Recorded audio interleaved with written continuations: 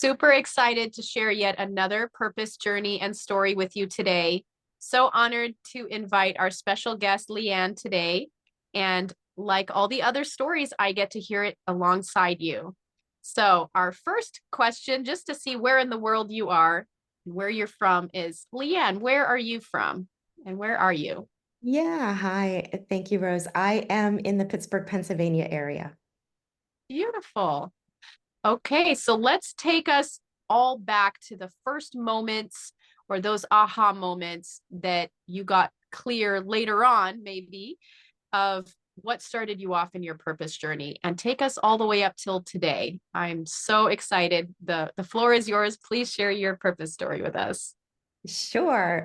So yeah, we got to go way back, right? Because I believe our purpose begins in our first breaths, like you said, whether you are aware of it or not. And so within my upbringing, I had a attentive mother and a father that opened me up to spiritual aspects around life that were beyond my religion. And so we would go for long walks, and he would share with me, "Hey, I'm reading this book about Edgar Cayce, or, indigenous tribes have these practices." And so, from a very young age, I was kind of seeded with this expansive view of being a human being, and went into just really connected as a child, of course, not knowing that, but really, connected to these higher realms, and um, always viewed myself as being a very um, deep in thought child, right? Enjoyed a childhood of going into the forest and drawing and writing poetry rather than, playing on the playground type of thing. And so, I then, as I guess part of my learning, entered into what ended up being an abusive marriage and a very difficult kind of line to walk. And out of that had three of the most amazing children and now adults that I've had the honor to walk beside.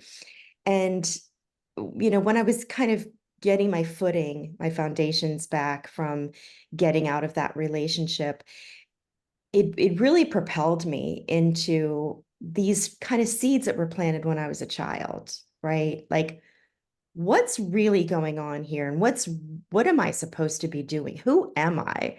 And I think that really fueled this kind of fire in me that were just like little sparks earlier in my life. And so I went on a very, very purposeful path of what I refer to as human potential. And I like to use the word human potential. Um, it goes alongside spirituality, but anymore when you say spirituality, it might mean, oh, so you're not Catholic, you're, whatever. Like, it kind of gets pigeonholed, right? So, but human potential is all around, what is the greatest capacity and ability that we each have as a human being. And my belief is we're evolving as a humanity, right? We're not in the 1700s where we all gather and watch a beheading and cheer. Like, we're evolving. And so what does that mean? And what does it mean to have new capacities come online? So looking back now, that was my 30s, 40s, 50s, right? Started doing a lot of Deepak Chopra retreats, and I started working under a Brazilian healer, and there was nothing on a vision board there. I was just like, I was a seeker, and organically found out through all of these practices that I was just guided to, that I am a death doula. I have the capacity to usher people safely over to the other side. And I call it safe passage. And my only role is to ask, what do you require? And so I work with actively dying individuals from the side of spirit. And so that's a very big thing. And but I also I've always been in marketing. I'm an art director and graphic designer. And so I started my own marketing firm. And at that point in my life, I was like, yeah, I feel like I live in these silos, right? There's this Lee Ann that could speak hours about human potential and what are we here to do and what are we evolving into? And then this Lee Ann that just makes sure that the catalog gets to the printer on time, right? And so when I started my own company, I didn't know what it meant, but I just knew that I just wanted to be fully me. And and so what the realization that occurred, and it's inner guidance. And so when I say I hear, it's my own higher inner guidance that there's no difference in connecting with a soul as they're transitioning and connecting with a soul that is not. And so I started doing this work with my clients because human beings own businesses, right? And so if a singular human being owns a business, then I found that, oh, I can converse with that higher dimension of that person. And if there's a group, then it's a collective, right? And where all those souls meet in order to serve. And so I call that the creation point. And so I started doing this work with my clients and found that, oh, it's completely affecting my marketing, right? If I design a logo and I'm designing it that because I'm actually in that liminal space of their highest purpose, then the logo is actually carrying that essence. And so it's met differently in the world. It almost acts like a magnet, right? And so I started finding that everything that I did marketing wise, if I did it from that higher place, really served. And so I was man on fire, right? And I also learned that I could only do that then for people and companies that are here to truly serve humanity, right? Not the ones that just want to sell the most gadgets and make the most money.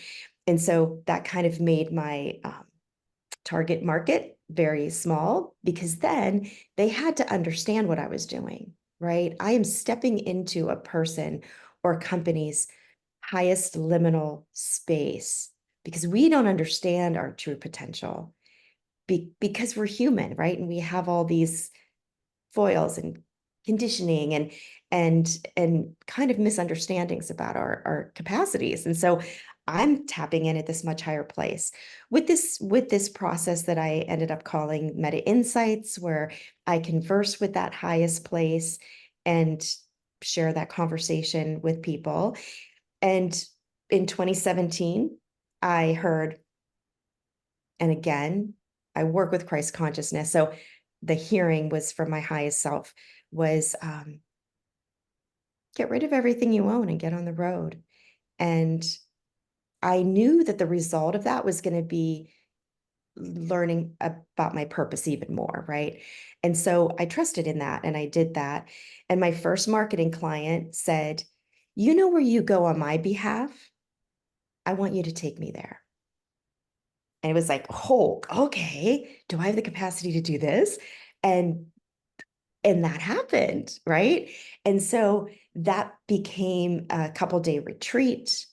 And in that process, I mean, just the stories I could tell you, because it's a liminal space of pure potential. So it's not reading the future or it's not a crystal ball. It's a space that I create together with my clients that they actually step into their highest potential. And I describe it as there's all these potentials and they're endless, but we're walking into the ones that are like the droplet that's just ready to fall, right? The one that you've been feeding and dreaming into. And so they're the ones that have the greatest potential of happening. But so we step into that liminal space together, and it's a very collective experience. And you get to be able to really live it and breathe it and see what that experience is like through this retreat process. And then I immediately heard, you need to create something from that liminal experience in this 3D world. And so I'm an artist, and so it came through as automatic paintings. So I would create these paintings during these retreats that then the person or group can look at, meditate with their eyes open, and it takes them back into that space we were in.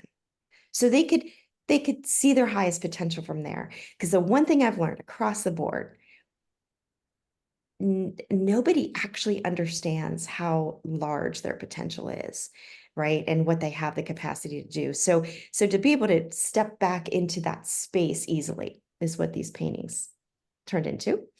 And and they were still really connected to, my clients and the marketing and all of that. And in 2020, that all changed. I was still on the road and that ended. And was guided to paint the frequency of peace. And so I Mm. did that. So it was the first painting that I created that I actually had access to because I would always give the painting away. And I started meditating with it and was able to understand how this allows us to engage with these divine frequencies that are here to support us and bring them more into our life. And so I guess that will bring me up to the present. But just moments before I got on this call with you, not really realizing what it was, I asked myself that question. And,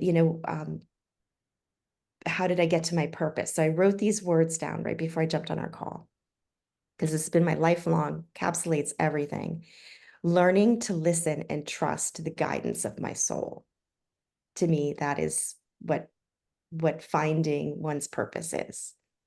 Wow, that is so beautiful. And that was the question I was going to ask you. So I love it. I love your whole journey of, I love the human, experience and just focusing on, you know, the yeah, going on the road, listening to your inner self and connecting with the soul and working from that higher purpose. Because as you mentioned, when you're in that higher purpose, the results are just phenomenal. I mean, they are the most in tune, so they're going to have that same result.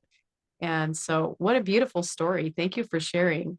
Um, I would say my next question would be, if someone is, what do you see is the difference in entrepreneurs who are connected with their purpose and those who aren't?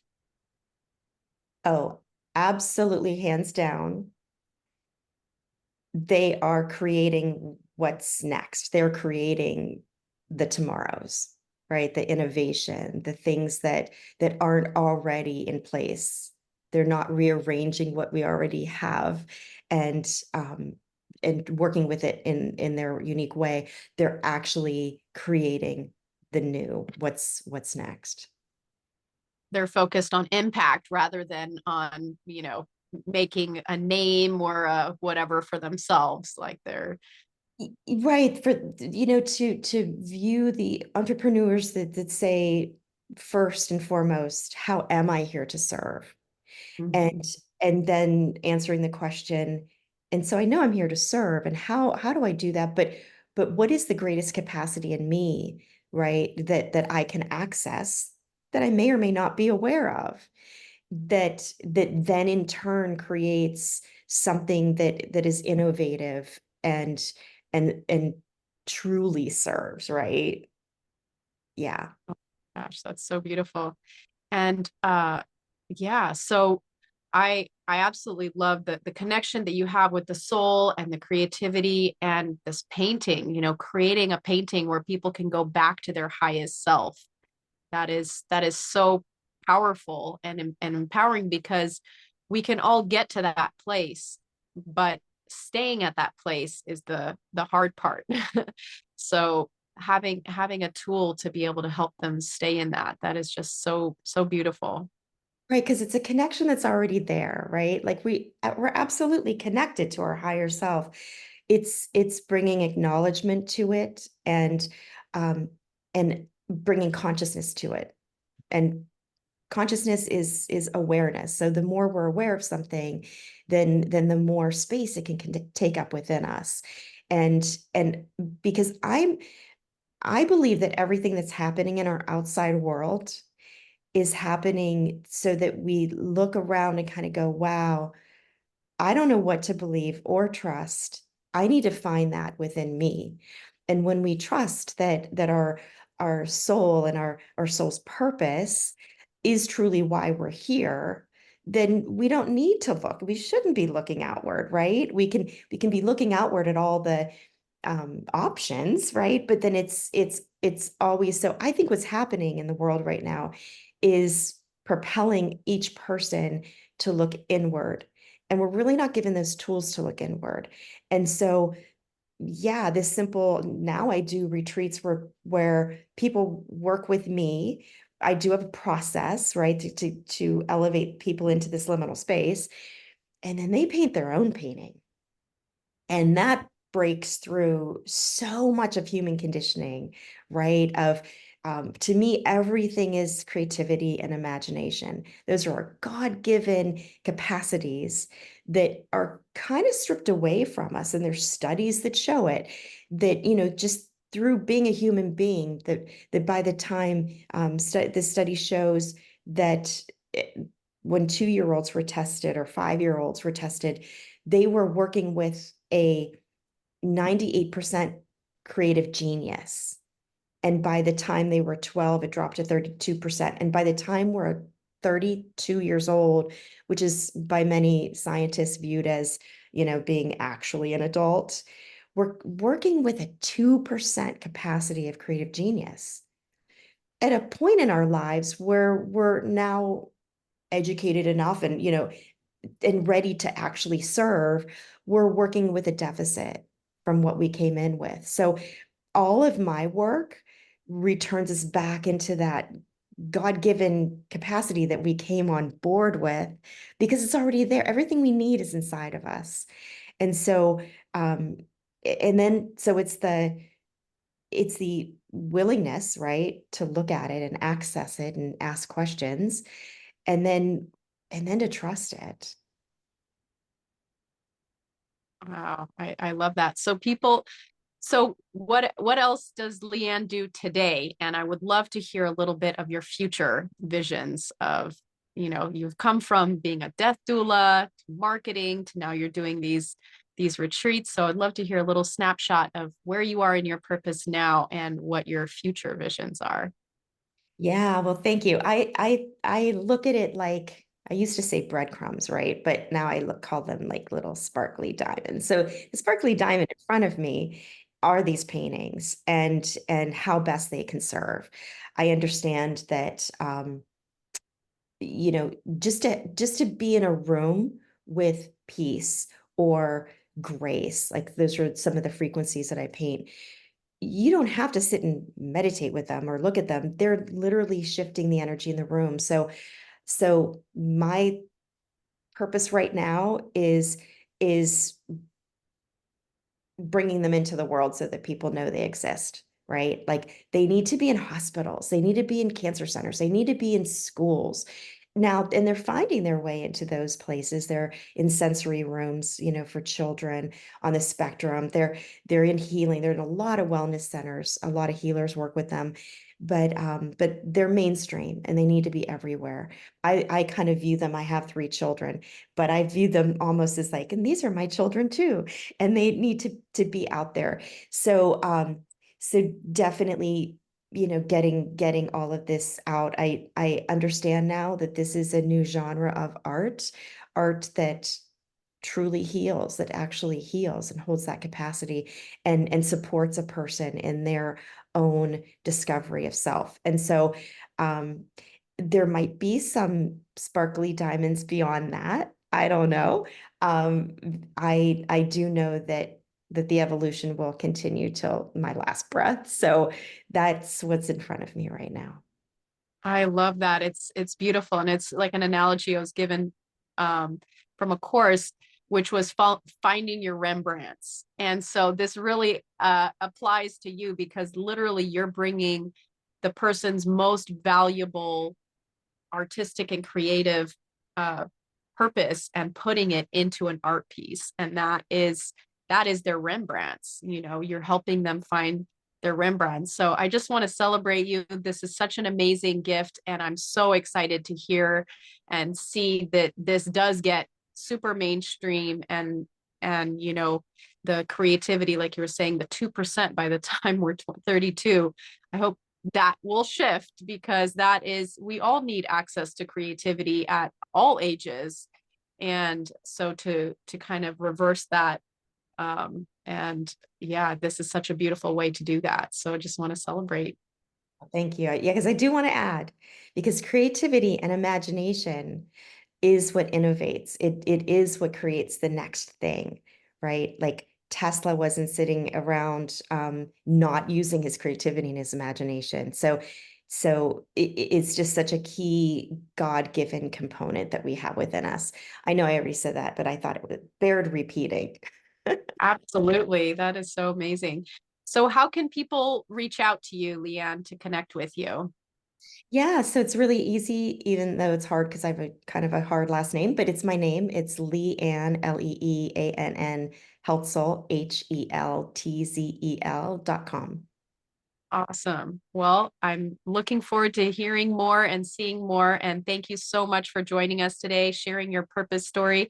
Is there any last things you would like to share, just as an inspiration for those looking for their purpose, or to get that connect deeper to their purpose?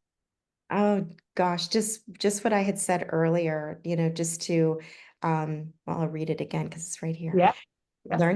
Learning to listen and trust the guidance of my soul. Thank you so much. All right. Thank you very much, Lee Ann. It was a beautiful, beautiful story. And thank you for sharing. Thanks, Rose.